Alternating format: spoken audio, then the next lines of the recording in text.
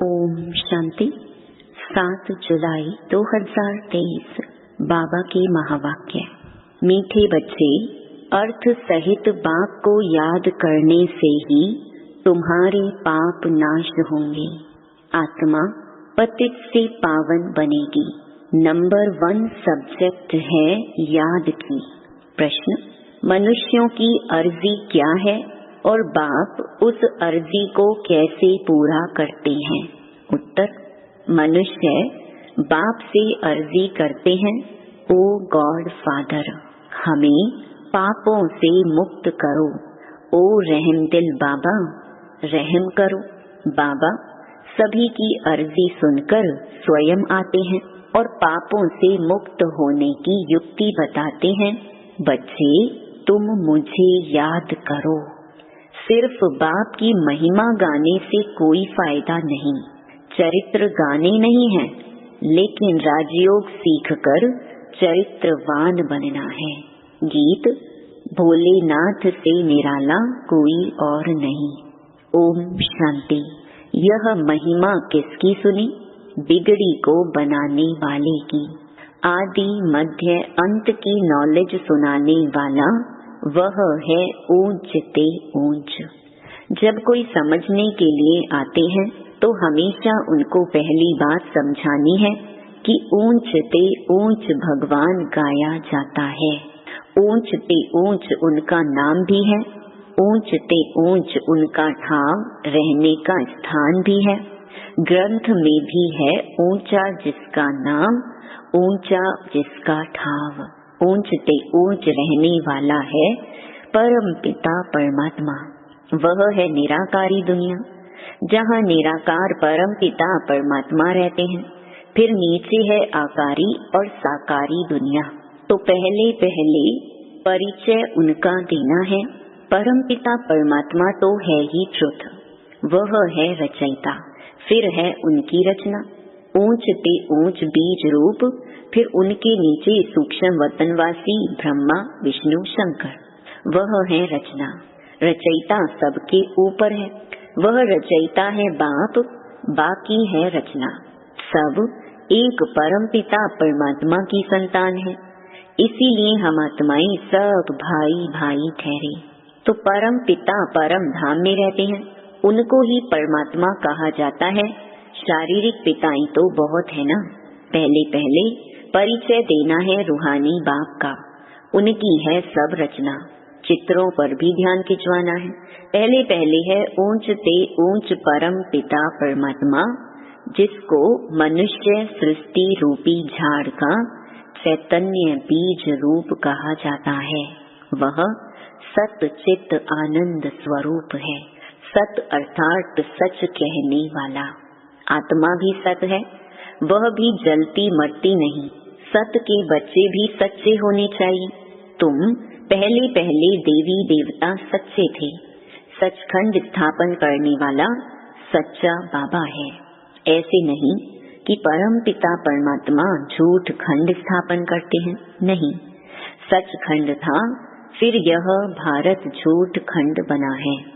सच्चा है परम पिता परमात्मा।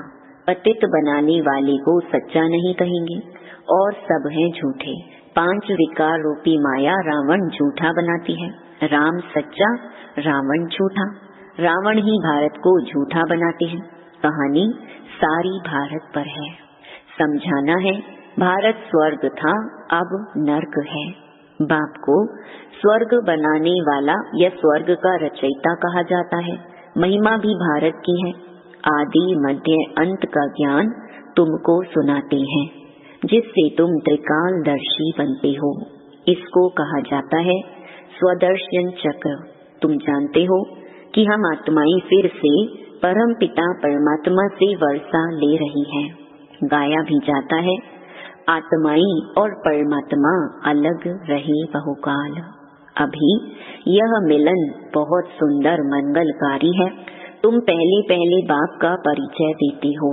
रचयिता बाप को सर्वव्यापी कहने से फिर यह सिद्ध नहीं होता कि हम सब बच्चे हैं। बच्चे ऐसे नहीं कहेंगे कि हम सब परम पिता परमात्मा हैं। सर्वव्यापी कहने से बाप के साथ वह लव नहीं रहता, न बुद्धि योग रहता है। भारत का प्राचीन योग मशहूर है। वास्तव में बुद्धि का योग लगाना है बाप से। सर्वव्यापी है तो फिर योग किससे लगाएं? क्या अपने आप से लगाएं? कोई अर्थ ही नहीं निकलता। यहाँ तो तुम अर्थ सहित जानते हो। बाप खुद कहते हैं, मेरे साथ योग लगाने से तुम्हारे विकर्म विनाश होंगे। विकर्म तो होते रहते हैं। संपूर्ण कर्मातीत अवस्था अंत में होगी। जब ज्ञान का अंत होगा तब रिजल्ट निकलेगी। स्कूल में भी कोई किस सब्जेक्ट में तीखे जाते हैं, कोई किस में तीखे जाते हैं। सहज सब्जेक्ट है याद की। बाप को याद किया जाता है। याद से फिर आत्मा अच्छी होगी, बर्तन साफ होगा। आत्मा जो इम्प्योर बनी है वह प्योर बनती जाएगी। ऊंचते ऊंच बाप आकर पढ़ाते हैं और ऊंचते ऊंच पद प्राप्त कराते हैं। तुम मनुष्य से देवता बनते हो। समझते हो कि बरोबर आदि सनातन देवी देवता धर्म था। उनको हिंदू नहीं कहेंगे। भारत का नाम बदलकर हिंदुस्तान नाम रख दिया है। आदि सनातन पवित्र देवी देवता धर्म था, जिसको वैकुंठ अथवा स्वर्ग कहा जाता है। वह तो सतयुग है। उनको कहा जाता है नई दुनिया। उनको रचने वाला बाप है। वह है निराकार। सभी कहते भी हैं ओ गॉड फादर। वह ऊंचते ऊंच रहते हैं। ब्रह्मा विष्णु शंकर को सूक्ष्म देह मिली हुई है, उसको सूक्ष्म लोक कहा जाता है। और वह है शांति धाम, साइलेंस वर्ल्ड।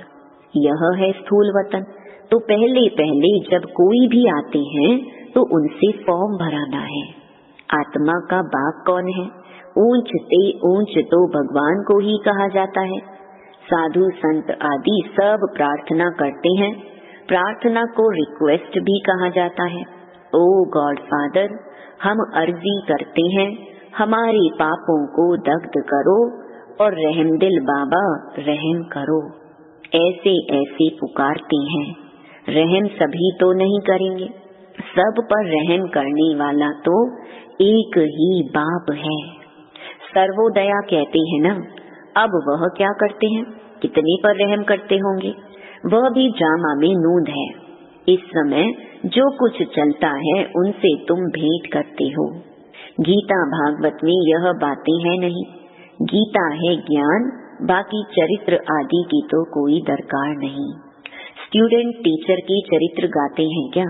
मास्टर की बैठ महिमा करने से कोई भी फायदा नहीं। बाप की सिर्फ महिमा करना वह ज्ञान का सागर है, सुख का सागर है। इससे कुछ भी मिलता नहीं है। अभी तुम बच्चे समझते हो कि बाबा हमको राजयोग सिखलाए त्रिकालदर्शी बनाता है, अर्थात तीनों कालों और तीनों लोकों की नॉलेज देता है। तो तुम मास्टर त्रिलोकी के नाथ भी कहला सकते हो, त्रिकालदर्शी भी कहला सकते हो। बरोबर हम तीनों लोकों को जानने वाले नाथ बनते हैं। यह राजयोग है। हम बादशाह बन रहे हैं। बनाने वाला बाप है। पारसनाथ कहते हैं ना, वह है लक्ष्मी नारायण। भल उन्होंने मंदिर हैं, लेकिन मनुष्य जानते नहीं कि यह कौन है। लक्ष्मी नारायण है पारसपुरी के नाथ। पारसपुरी सतयुग को कहा जाता है। तुम यह जानते हो कि बरोबर श्री कृष्ण के हीरे जवाहरों के महल थे, पारसनाथ थे। तो पहले पहले यह समझाओ कि यह मानते हो कि सभी का रचयिता बाप है। ब्रह्मा विष्णु शंकर का भी वह रचयिता ठहरा। पहले तो यह निश्चय करो कि वह बाप स्वर्ग का रचयिता है। स्वर्ग में आदि सनातन देवी देवता धर्म वाले थे। उन्हों को यह नॉलेज कब मिली? बाप कहते हैं कि मैं कल्प कल्प संगम युगे आता हूँ नॉलेज देने। बरोबर तुम सतयुग आदि के पारसनाथ बन रहे हो। कितनी फर्स्ट क्लास नॉलेज है। यहाँ बैठे हो तुम समझते हो हम बाबा से स्वर्ग का वर्षा पाए पारसनाथ पारसपुरी के मालिक बनेंगे। बुद्धि जानती है कि लक्ष्मी नारायण आदि देवी देवताएं कितने धनवान थे, बहुत जेवर आदि थे, बड़े साहूकार होते हैं। तो पहले पहले बाप को जान उनसे वर्षा लेना है, याद से वर्षा लेना है। सूक्ष्म बात यह है, हीरे जवाहरों के कितने बड़े बड़े महल थे, अभी वह खत्म हो गए हैं, फिर अपने समय पर खड़े हो जाएंगे। पहले थे, फिर खत्म हुए, फिर होंगे जरूर। ड्रामा में नूंद है, यह बुद्धि से समझने की बात है। लड़ाई में भी सब टूट फूट जाते हैं, फिर नए सिर महल बनाते हैं। महल जरूर बनाए होंगे, तुमको साक्षात्कार होता है कि बरोबर महल हैं, हमने बनाए थे। ऐसे नहीं कि सागर के नीचे चले गए जो अब निकलने हैं, नहीं, ये तो ड्रामा का चक्र फिरता रहता है। वह समझते हैं कि लंका रावण की अथवा सोने की द्वारिका नीचे चली गई है जो फिर निकलेगी, परंतु ऐसे तो है नहीं। अभी तुम द्वारिका के मालिक बन रहे हो। कितने माला माल थे, धन दौलत सब था, अब सब गायब हो गया है, सब ले गए। फिर ऐसे ही होगा। पहले पहले बाप का परिचय देकर फिर चक्कर का राज समझाना है कि यह कैसे फिरता है। सतयुग की स्थापना बाप ही करेंगे। अब बाबा सम्मुख बैठ कहते हैं कि मुझे याद करो। इस याद की योग अग्नि से ही तुम पतित से पावन बनते हो, और कोई उपाय नहीं है। योग अग्नि से आत्मा पतित से पावन बनती है। पतित पावन बाप ही आकर पावन दुनिया स्थापन करते हैं। फिर तुम गंगा के लिए क्यों कहते हो कि यह पतित पावनी है?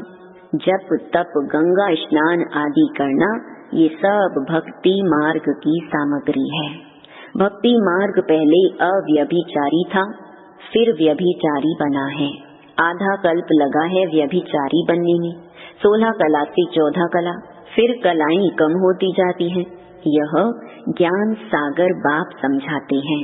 ब्रह्मा विष्णु शंकर को ज्ञान सागर मनुष्य सृष्टि का बीज रूप नहीं कहा जाता।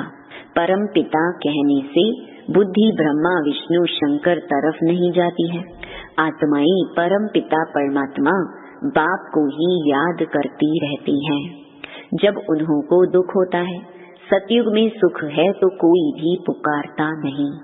अब आत्माएं जानती हैं कि आधा कल्प से दुख पाया है, अभी फिर स्वर्ग में जाएंगे, वहाँ कोई भी दुख नहीं। इसलिए सतयुग में बाबा को याद करने की दरकार नहीं पड़ती।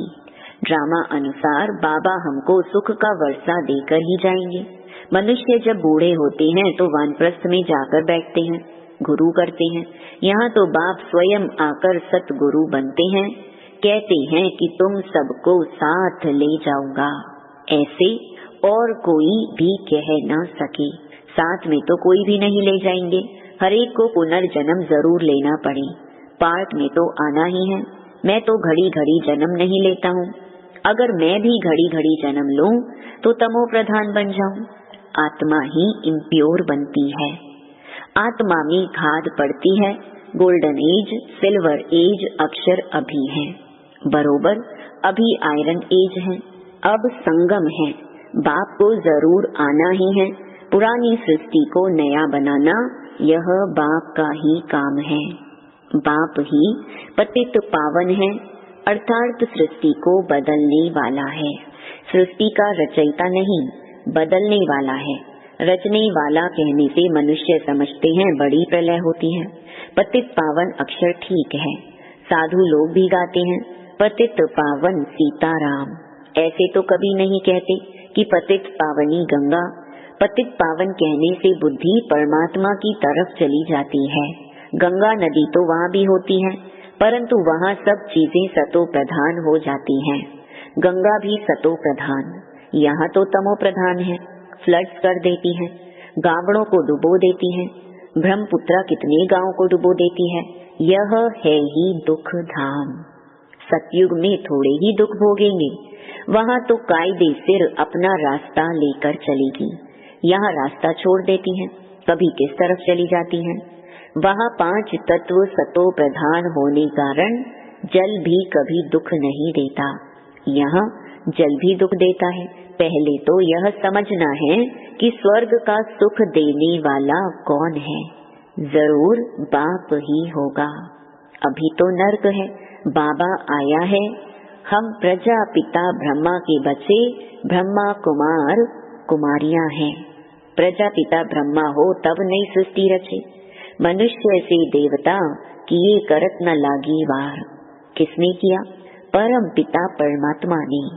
श्री कृष्ण तो स्वयं देवता है, बाप ही आकर मनुष्य को देवता बनाते हैं। यह तुम अभी जानते हो, आगे तो सिर्फ गाते थे। मनुष्य से देवता किए करत न लागी वार। जानते नहीं थे कि सतयुग किसने स्थापन किया, रचयिता कौन है।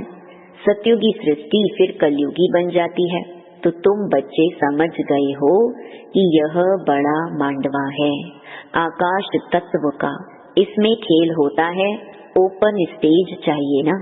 मनुष्य पार्ट बजाते हैं तो रोशनी भी चाहिए, इसके लिए फिर सूरज चांद सेवा करते हैं, सितारे भी चमकते हैं। जब रात होती है तो रोशनी अर्थात सुख देते हैं, इसीलिए सूर्य देवता चांद देवता कहते हैं। रोशनी आदि का सुख देते हैं ना। अच्छा, मीठे मीठे सिकी लधे बच्चों प्रति मात पिता बाप दादा का याद प्यार और गुड मॉर्निंग।